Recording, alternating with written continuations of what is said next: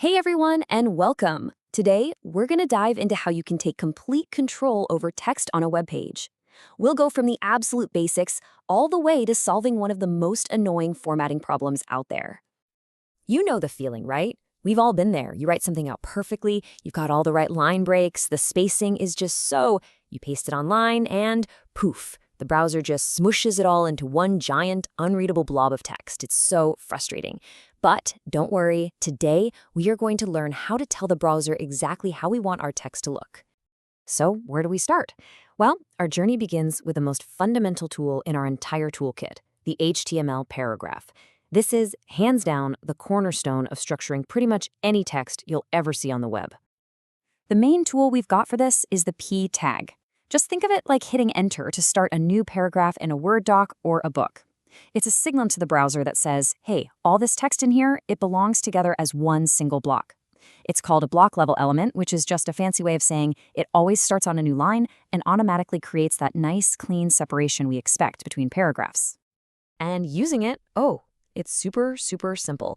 You just wrap your text with an opening p tag, and then you put a closing p tag, the one with the forward slash, at the very end. Anything you stick between those two becomes a perfectly organized paragraph. Okay, paragraphs are great, but what if you don't need all that spacing? What if you're not trying to start a whole new thought? You just want to drop down to the next line, like for an address or maybe some song lyrics. For that, we have the brilliant little BR tag, which just stands for break. It's a wonderfully simple tool. It's what we call an empty element, which just means you don't need a closing tag for it.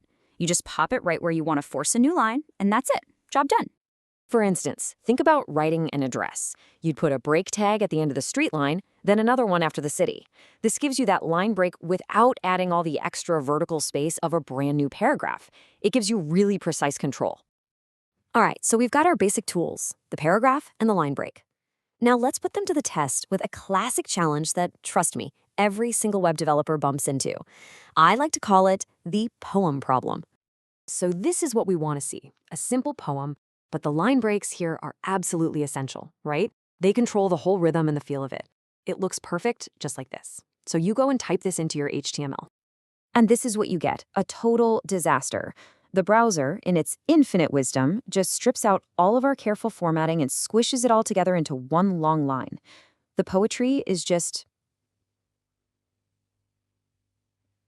gone.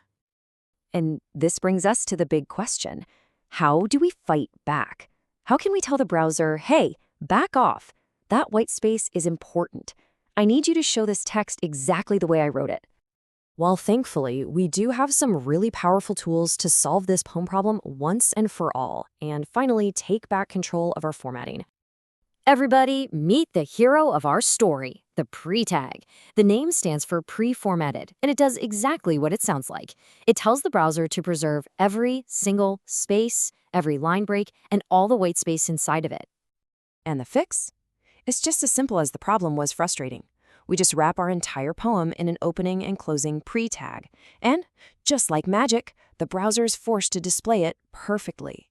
Every line break, every space, exactly where we put it. Problem solved. Now, what makes the pre-tag so awesome is that it's not just for poems. It's for any time that exact spacing is crucial. It keeps every space, every line break, and, this is the really important part, it also maintains indentation.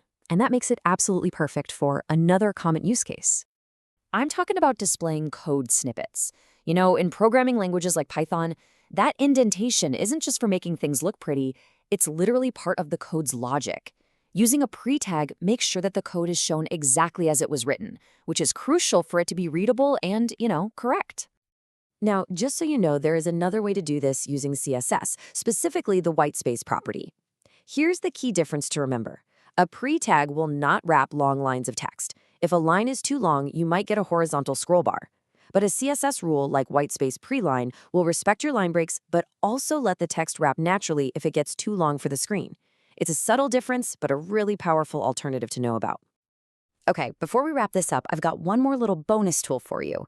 It's super simple, but incredibly useful for creating clear, visual separation on your page. It's the HR tag, which stands for horizontal rule. And yeah, its job is exactly what it sounds like. It draws a line right across the page. It's perfect for signaling a change in topic or just breaking up big walls of text. And just like the BR tag, it's an empty element, so no closing tag needed. You can literally just drop an HR tag between any two elements, like we're doing here between these two paragraphs, and boom, you get an instant, clean visual divider. It's such a simple and elegant way to improve the whole structure and readability of your page. So let's do a super quick recap. We started out with some text that had special formatting.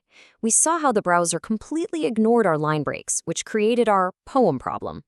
But then we brought in the powerful pre tag, which let us take back control and made sure our formatting was perfectly preserved.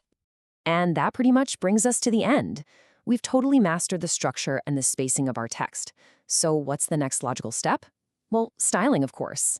So I'm going to leave you with this question to chew on.